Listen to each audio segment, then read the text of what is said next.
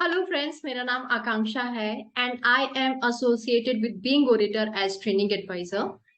Today I have brought a video, another video on educational session that is related to the common mistakes we make in English writing or English speaking. ये 5 common mistakes है जो कि हम usually most of us करते ही हैं जब हम लिखते हैं इंग्लिश में या जब हम बोलते हैं इंग्लिश में.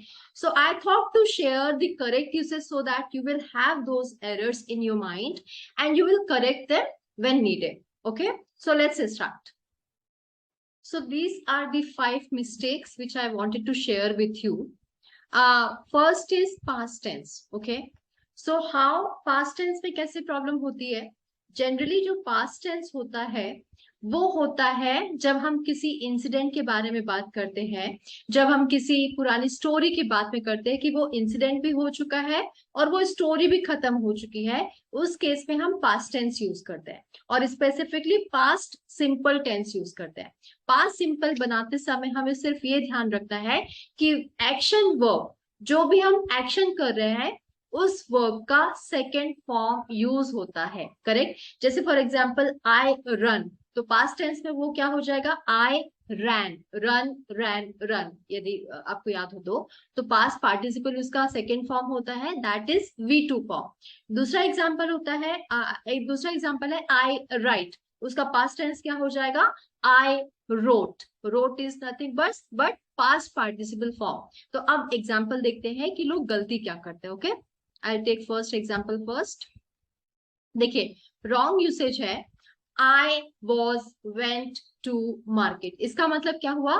मैं कल शाम को या कल जो बीत गया है, कल यस्टरडे मैं मार्केट गया. यहाँ पे मिस्टेक क्या है जो जनरली मिस्टेक लोग करते हैं कि उनको लगता है कि पास्ट टेंस के लिए वॉज या वर का होना जरूरी है. नहीं, ऐसा बिल्कुल भी नहीं है, क्योंकि आपने ऑलरेडी एक्शन वर्ब का सेकेंड फॉर्म यूज कर लिया है और इस एग्जाम्पल में एक्शन वर्ब क्या है? जाने का एक्शन है.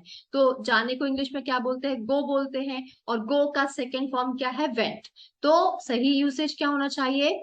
I went to market yesterday. Okay, alright. So let's take another example where the sentence is the wrong usage is they were watched a movie last weekend. इसका मतलब क्या हुआ कि उन्होंने लास्ट वीकेंड में एक मूवी देखी. अब देखिए, वो ये भी पास्ट टेंस है, उन्होंने वो मूवी देखी और वो इंसिडेंट कंप्लीट हो गया, वो एक्शन कंप्लीट हो गया. तो एक्चुअली यहाँ पे वर्ब हट जाना चाहिए और वर्ब का सेकेंड फॉर्म, वर्ब क्या है हमारा? वॉच. वॉच का सेकेंड फॉर्म क्या है? वॉच. तो सेंटेंस क्या बनना चाहिए? The correct sentence should be they watched a movie last weekend. तो प्लीज याद रखिए कि पास्ट टेंस में जब कोई घटना हो चुकी होती, हम सिर्फ उस इंसिडेंट के बारे में बात कर रहे होते हैं या उस इंसिडेंट या स्टोरी के बारे में बात कर रहे होते हैं, तो पास्ट सिंपल के केस में V2 और हेल्पिंग वर्ब साथ में लगाने की जरूरत नहीं है. आपको सिर्फ वर्ब का सेकेंड फॉर्म लगाना है, that is it. Okay, now let's take another example. This is pronoun error. देखिए, ओके, क्लोज दिस ऑल्सो. देखिए, प्रोनाउन एरर में क्या होता है कि जब हम सब्जेक्ट की बात करते हैं, सब्जेक्ट कौन है? कुछ भी नाउन हो सकता है, राइट. फॉर एग्जाम्पल इस सेंटेंस में जिसके बारे में बात हो रही है, जो कुछ एक्शन कर रहा है, वो हमारा सब्जेक्ट होता है. तो यदि हम ये फर्स्ट एग्जाम्पल देखें, इसमें हमारा सेंटेंस क्या है? The student was late in submitting their assignment. अब द स्टूडेंट जो है वो मेरा सब्जेक्ट है, वो मेरा नाउन है. यहाँ पे उसके साथ एसोसिएटेड प्रोनाउन जो है that is their. Okay, their मतलब क्या होता है? उनका, विच इज प्लूरल. एक से ज्यादा लोगों के लिए जब हम बात करते हैं तब हम देयर लगाते हैं. अब यहाँ पे अगेन प्रोनाउन एरर है. क्यों? क्योंकि यहाँ पे स्टूडेंट क्या है? एक सिंगुलर पर्सन है और उसके साथ सिंगुलर प्रोनाउन ही आना चाहिए. तो इसका करेक्ट यूसेज क्या हो जाएगा? The student was late in submitting his or her assignment. यहाँ पे भी हिज और हर का मीनिंग क्या हुआ? उसका असाइनमेंट करने में, सबमिट करने में लेट हुआ वो. तो क्योंकि स्टूडेंट हिमसेल्फ इट्स सिंगुलर, चाहे वो मेल हो, चाहे फीमेल हो, चाहे लड़का हो, चाहे लड़की हो, तो उस केस में हमें हिज लगाने की जरूरत है या फिर हर लगाने की जरूरत है. to connect the singular noun with singular pronoun. Error is apostrophe error, especially with its without apostrophe and its with apostrophe. देखिए दोनों का यूज अलग अलग है, दोनों का मतलब अलग अलग है।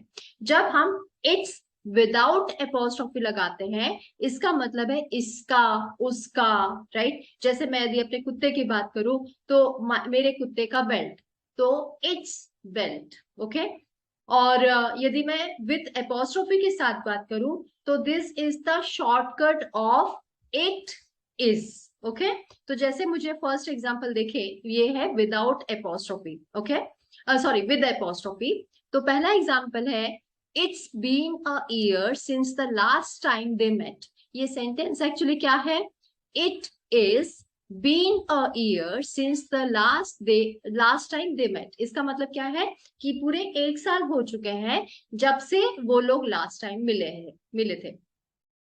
इसका शॉर्टकट क्या है, इट इज का शॉर्टकट क्या है, इट्स विथ एपोस्ट्रोफी। तो यहाँ पे सेंटेंस करेक्ट यूसेज क्या होना चाहिए, it's with apostrophe been a year since the last time they met. तो एक इस चीज को हमें ध्यान रखना है। Now let's take another example without apostrophe, ठीक है। करेक्ट यूसेज क्या मिस रॉन्ग यूसेज क्या है, the computer looked as though its power supply had failed. इसका मतलब क्या हुआ कि कंप्यूटर ऐसा दिख रहा था जैसे इसका पावर सप्लाई फेल हो चुका हो। लेकिन यहाँ पे जो एपोस्ट्रोफी इट्स के साथ है, तो एपोस्ट्रोफी इट्स के साथ जो लिखा हुआ है इसमें गलत क्या है, इसका मतलब हो जाता है it is power supply had failed, तो ये तो गलत हो जाएगा मीनिंग। तो यहाँ पे हमें एपोस्ट्रोफी लगाने की जरूरत नहीं है। यदि आप इसका करेक्ट यूसेज देखेंगे, the computer looked as though it's without apostrophe power supplied had failed. इसका मतलब क्या हुआ, कंप्यूटर ऐसा दिख रहा था जैसे इसका, इट्स मतलब इसका पावर सप्लाई हैड फेल्ड। तो ये चीज हमें ध्यान रखने की जरूरत है कि दोनों इट्स का without apostrophe it's and with apostrophe it's का मतलब अलग अलग होता है और उसका यूसेज भी अलग अलग होता है। विद एपोस्ट्रोफी का मतलब होता है, शॉर्टकट है इट इज का, और विदाउट एपोस्ट्रोफी इट्स का मतलब है इसका, उसका, राइट। तो इस तरह से हमें इसको करेक्ट करने की जरूरत है। To verbs in the same sentence, okay. एक तो हमें ये पता नहीं चलता है कि दो वर्ब कब लगाने हैं, राइट। और यदि दो वर्ब है तो हमारा टेंस का इफेक्ट किस वर्ब में आना चाहिए, और विदाउट टेंस का या नॉर्मल फॉर्म में किस वर्ब को रहना चाहिए, राइट। तो इसको आइडेंटिफाई करने के लिए हम एक एग्जाम्पल लेते हैं, ठीक है। सबसे पहला एग्जाम्पल है I went theatre watched movie. इस सेंटेंस का मतलब क्या हुआ कि मैं थिएटर गया मूवी देखने के लिए, मैंने कुछ किया कुछ और करने के लिए, राइट। तो इस तरह के सेंटेंसेस जहां पे दो वर्ब एक ही सेंटेंसेस में रहते हैं उसको कैसे ट्रीट किया जाता है। तो उस सेंटेंसेस को सबसे पहले हमें ये आइडेंटिफाई करना है कि हम एक्शन क्या कर रहे हैं, जो हम करने के लिए करें। जैसे फॉर एग्जाम्पल मैं थिएटर गया मूवी देखने के लिए, तो मेन एक्शन में क्या कर रहा हूँ, जाने का एक्शन कर रहा हूँ, राइट। तो हमारा जो टेंस का इफेक्ट आएगा वो आएगा हमारे एक्शन वर्ब में, और इस एग्जाम्पल में एक्शन वर्ब क्या है, जाने का। सो इसलिए यहाँ पे टेंस का सेकेंड फॉर्म लगा दिया है I went, okay, to theatre. हमेशा एक चीज ध्यान रखिए कि जहां पर भी हम किसी डेस्टिनेशन की बात करते हैं कि हम उधर उस डेस्टिनेशन में जाने वाले हैं या उस ओर जाने वाले हैं, we should use to before the destination, before the place. तो यहाँ पे करेक्ट सेंटेंस क्या हो जाएगा, I went to theatre to watch movie. मैं थिएटर गया मूवी देखने के लिए, राइट। तो यहाँ पे जो टू वॉच है इसको बोलते हैं इंफिनिटिव वर्ब, ओके। जब भी हम कुछ नेक्स्ट एक्शन लेने के लिए कुछ पहला एक्शन करते हैं तो जो नेक्स्ट अपकमिंग एक्शन रहता है उसको हमें इंफिनिटिव वर्ब में लगाना होता है, जो एक टाइप का नाउन ही, क्योंकि हमें वर्ब को, हम दो वर्ब को टेंस में इफेक्ट नहीं कर सकते, एक सेंटेंस में नहीं ले सकते एज पर द रूल। सो हमें एक टेंस को एक्शन टेंस, एक वर्ब को एक्शन वर्ब बनाना पड़ेगा और दूसरे वर्ब को हमें इंफिनिटिव वर्ब बनाना पड़ेगा, जो कि हम नेक्स्ट स्टेप में करने वाले हैं, ओके। तो यहाँ पे करेक्ट सेंटेंस क्या हो जाएगा? I went to theatre to watch a movie. अब एक और एग्जाम्पल इसी तरह का लेते हैं। मैं किचन में गया मैगी बनाने के लिए। तो अभी सेंटेंस को कैसे ट्राई कर सकते हैं? I went to kitchen to make Maggi. तो ये हमारा टू मेक क्या था? हमने इसको इन्फिनेटिव वर्ब बना दिया, क्योंकि मेन एक्शन क्या था? मैं तो किचन में गया हूं, मैं बना नहीं रहा हूं, मैं किचन में गया हूं। इसलिए हमें इन्फिनेटिव वर्ब को और मेन एक्शन वर्ब को अलग अलग रखना पड़ेगा। और जब भी हम जो नेक्स्ट एक्शन करने वाले हैं उसको हमें टू के साथ वर्ब का फर्स्ट फॉर्म दिखाना पड़ेगा सेंटेंसेस में। Okay, now next example. Okay, तो जैसे हमारे जब हम इमोशंस को, जब हम फीलिंग को बताते हैं, उस केस में हमें जीरन यूज करना पड़ता है। अब जीरन क्या है? अगेन ये भी वर्ब का ही फॉर्म है, लेकिन वर्ब का हमारा प्रेजेंट पार्टिसिपल फॉर्म है। प्रेजेंट पार्टिसिपल मतलब कि वर्ब प्लस आईएनजी फॉर्म। जैसे यहाँ पर एक एग्जाम्पल है, शी इज अफ्रेड फ्लाई। मतलब इसका मतलब क्या हुआ? कि वो उड़ने से डरती है। अब यहाँ पे फ्लाई भी है और अफ्रेड भी है, ये दोनों वर्ब है। तो हमें मेन चीज क्या दिखानी, फाइंड आउट करनी है? हमारा मेन एक्शन वर्ब क्या है? एक्शन वर्ब क्या है? डरने का, राइट? वो डरती है। किस चीज से डरती है? फ्लाइंग से डरती है। तो यहाँ पे हमें जो फ्लाई है उसको हमें जीरन बनाना पड़ेगा, उसको हमें आईएनजी फॉर्म में लेना पड़ेगा, सो दैट हमारा रूल जो है कि एक सेंटेंस में एक ही एक्शन वर्ब हो सकता है, वो ब्रेक ना हो। तो इस सेंटेंस में क्या हो जाएगा? She is afraid of flying.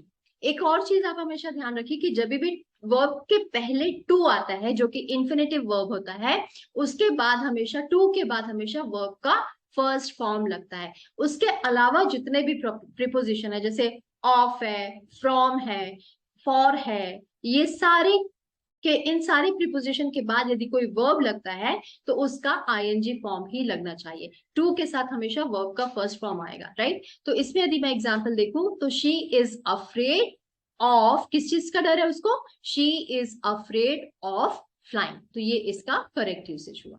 Now let's take last error, which is incorrect usage of homophones. अब होमोफोन्स वर्ड्स क्या होते हैं? होमोफोन्स वर्ड्स ऐसे होते हैं जिनके स्पेलिंग अलग हो सकती है पर वो साउंड एक सा करते हैं। जैसे for example I show you, जैसे है दिस एंड दीज। ऑल्दो इनका प्रोनाउंसिएशन थोड़ा सा अलग है, लेकिन लोग प्रोनाउंसिएशन में भी मिस्टेक करते हैं और इसका मिस यूज भी करते हैं, इसको इंटरचेंज भी कर देते हैं। तो बेसिकली यदि आप एग्जाम्पल देखें तो दिस मतलब होता है THIS, दिस मतलब होता है ये। तो यहाँ पे दिस इज अ टेबल, मतलब ये एक टेबल है।